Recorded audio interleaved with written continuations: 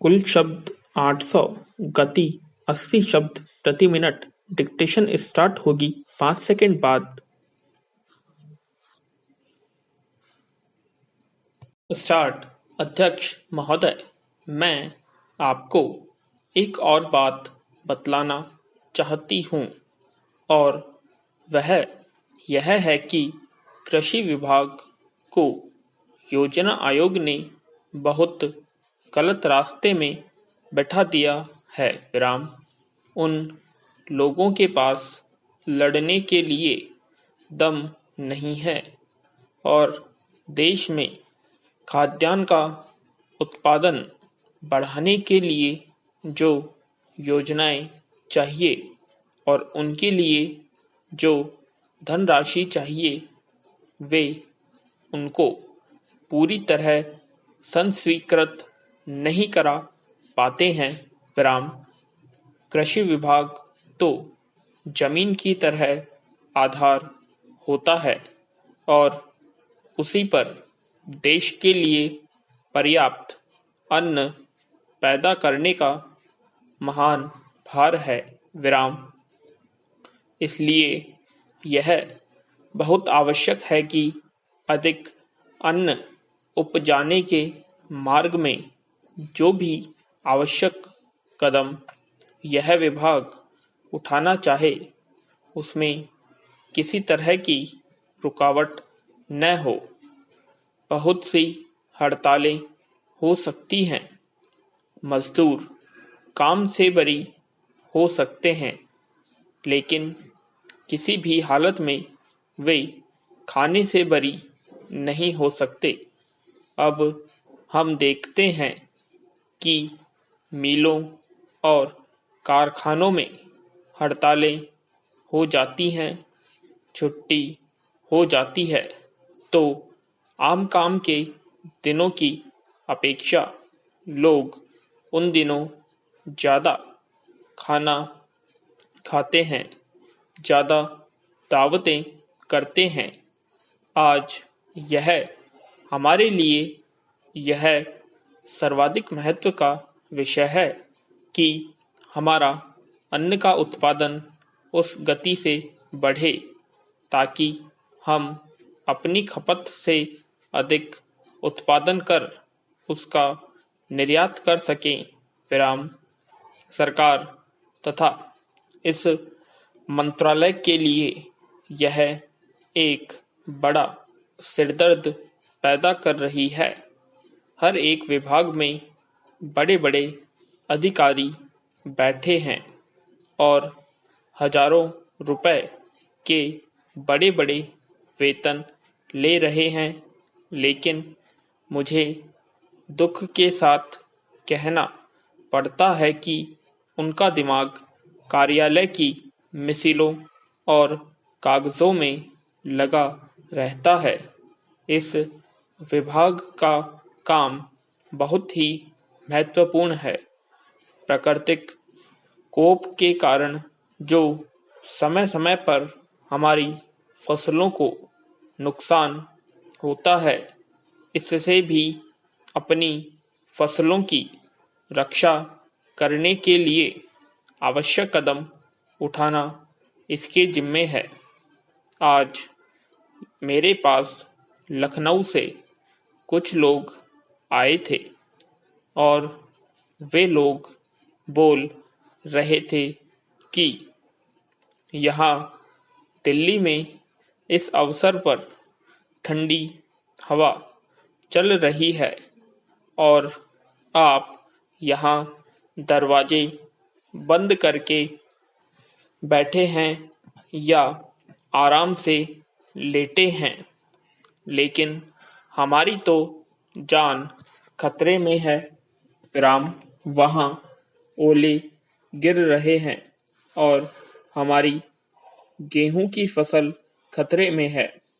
अब यह इस विभाग का काम है कि चूंकि हवा में पानी ज़्यादा होता है, इसलिए फसल के बचाव के लिए उस पर नियंत्रण किया जाए, जिससे फसल की हानि न हो विराम।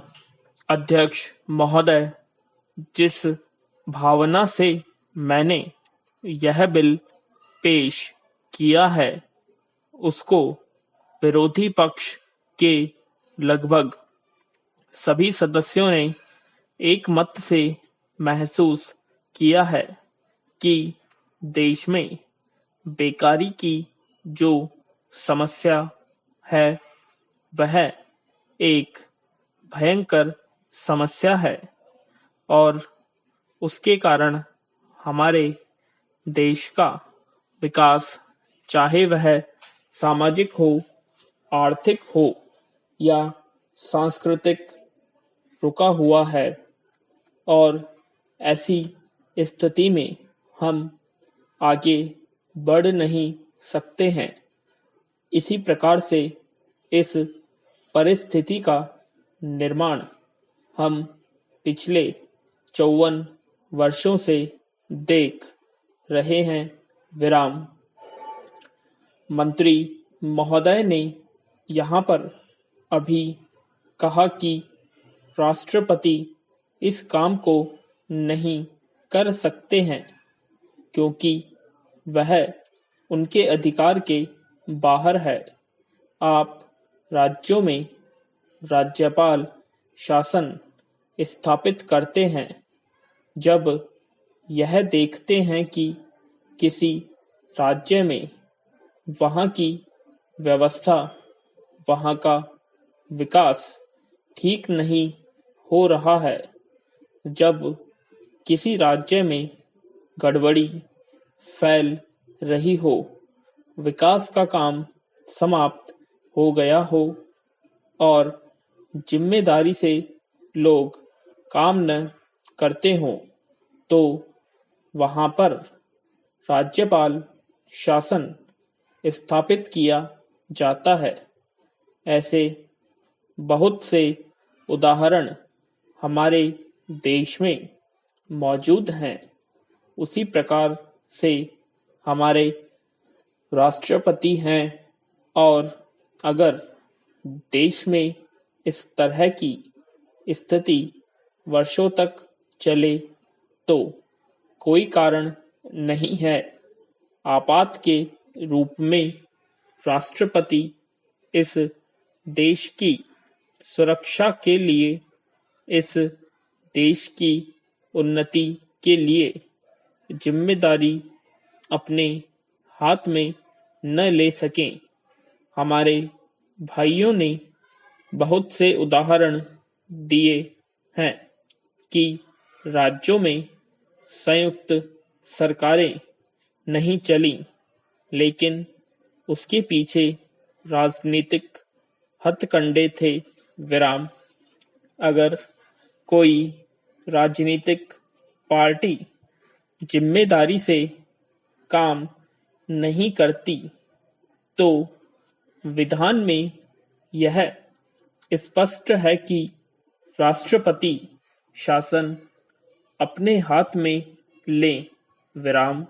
मैं एक उदाहरण देता हूँ कि संविधान में आदिवासी हरिजनों के उत्थान के लिए प्रण किया गया था कि 10 वर्ष में उनकी सामाजिक तथा आर्थिक स्थिति को सुधार देंगे, लेकिन यह सरकार उसमें भी असफल रही। उसको एक बार 10 वर्ष के लिए बढ़ाया गया और दोबारा फिर 10 वर्ष के लिए बढ़ाया गया। इसी तरह से उसको बढ़ाते जा रहे हैं, लेकिन उनकी आर्थिक और सामाजिक उन्नति आप नहीं कर पाए हैं। इस काम में सरकार बिल्कुल असफल हुई है। पिछली बार सरकार पर अविश्वास का प्रस्ताव भी आया था और वह पास होने वाला था विराम।